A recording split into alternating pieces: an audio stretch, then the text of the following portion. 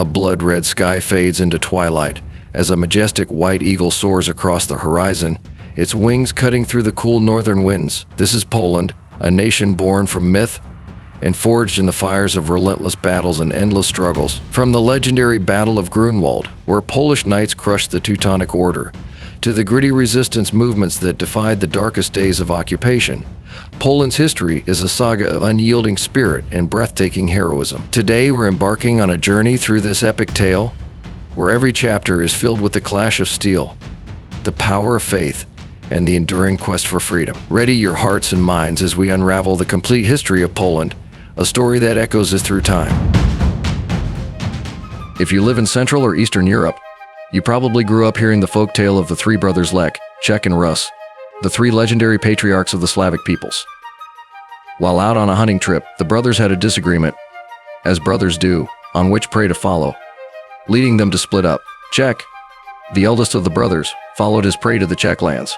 Rus, the youngest, went east and became the founder of Russia, and Lech, in the middle, founded Poland. Because who cares about consistency?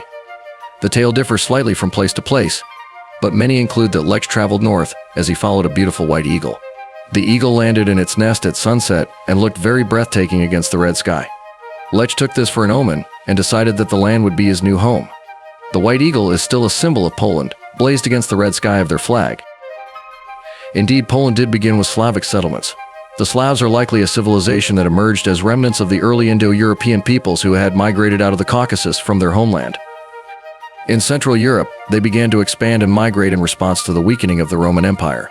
You'll remember this from previous episodes as the Great Migration period. The Poles loved their new home, which they shared with Germanic tribes from Scandinavia and the occasional Asian nomadic raiders. The Slavs of Poland were organized into smaller tribes living in and around the Baltic Sea and the Vistula River Delta. They united under Poland's first official leader, Mieszko. Mieszko was a Duke of the Polands, a good gig to have since the tribe eventually became the name of the whole country Poland. Mieszko was a member of the noble house of Piast, whose dynasty would rule Poland for centuries. With his baptism in 966, the country slowly abandoned traditional Slavic paganism and adopted Western Christianity. Mieszko's son, Bolesław the Brave, expanded the territory south into what he hoped would be a strong regional power, but alas, it was a bit too early for that. Still, he established the Metropolitan See at Gniezno, forming the headquarters of what would become the Catholic Church in Poland. His consolidation of power led him to be crowned Poland's first official king, and then he died all in the same year, which is great. The Piast dynasty was somewhat up and down, and internal conflicts often plagued the royal court until this guy, Casimir the Restorer, restored the monarchy's control, which, come to think of it, is probably why they called him the Restorer. He modernized Poland into a feudalist society, which came with all those cool things like knights, lords, and castles. The early kingdom, somewhat weaker than its neighbors and strapped for cash, did, however, hold off the Mongol invasion into Europe, having been sacked twice before. Notable of this time was the Polish relationship with the Germans, whose dukes and lords had come to possess large amounts of the West, and the Teutonic knights, who had carved out a significant state for themselves in Livonia and Prussia, a land inhabited by pagans frequently raided by crusaders. The Union of Jadwiga and Władysław formed the Polish-Lithuanian Union, which became the largest country in Europe under a single monarchy. The Lithuanians had become a strong military power in the previous century, capturing large amounts of Russian and Mongol land. The now combined country spread from the Baltic to the Black Sea. By the time of the Union, the much larger Polish population came to dominate the Ruthenian lands, spreading the language and culture, eventually dwarfing their Lithuanian allies. The Teutonic Order, that German state on the Baltic, had become somewhat of a bad neighbor, leading raids, crusades, and plundering castles. The union of the two states proved beneficial, handing the knights a crushing defeat at the Battle of Grunwald in 1410. The 16th century was a really big one and included the Protestant Reformation, affecting mostly German parts of the kingdom, wars against the encroaching Ottomans invading Europe, advancing in science and literature, with Copernicus devising the heliocentric model of the solar system, and the nationwide codification of the Polish language. The biggest one was the changing of the Polish-Lithuanian Union into the Polish-Lithuanian Commonwealth, a single political entity unified by the Polish Parliament, or Sejm, with elected rather than hereditary kings. The Commonwealth's series of northern wars and the Russo-Polish War left it in a very precarious and weakened state. This was aggravated by the election of Polish kings, which opened the door for other nations to meddle in Polish affairs. The Commonwealth lost the territory of Livonia and was devastated by the so-called Swedish Deluge, leaving much of the nation in ruins. Poland became weakened during the Great Northern War against Sweden and during the War of the Polish Succession. It became increasingly clear that Poland's fate was going to be decided by its neighbors. The first partition of Poland was enacted, dividing the outlying provinces between Austria, Prussia, and Russia. In dire straits, the parliament was powerless to stop the invading troops and forced to ratify the new borders. The Great Sejm tried once more to reform by drafting a new constitution, but it was too late. After the third partition of Poland in 1795, Poland ceased to exist as an independent country for over a century.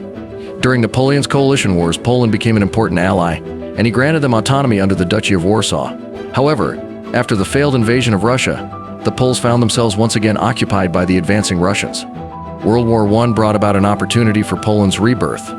With the defeat of Germany in 1918, Polish officials reclaimed much of their former territory, and Józef Pilsudski was installed as the new leader of Poland after 123 years of foreign rule. The German army invaded Poland on the 1st of September 1939, beginning the Second World War. Poland fought bravely in defense of their homeland but was defeated in a few short weeks. The fall of Warsaw, however, would not be the end of the fight.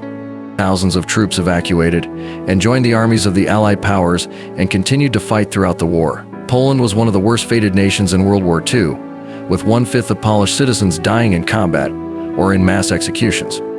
After World War II, Poland was swapped out from one occupying army to another as the Red Army advanced. Poland remained behind the Iron Curtain as a puppet state for the Soviet Union. The government of pre-war Poland remained in exile in the UK and was refused recognition by Stalin. The Cold War loomed as both East and West became nuclear powers. In 1989, the Communist Party was disbanded, the Constitution amended, and centralized control of the economy was abolished. Since then, things have changed pretty drastically. In 1999, the Third Polish Republic officially joined NATO, signaling a huge westward shift in foreign policy. By 2004, they became part of the European Union, helping stabilize the growing economy. It has been a very long and hard road for Poland.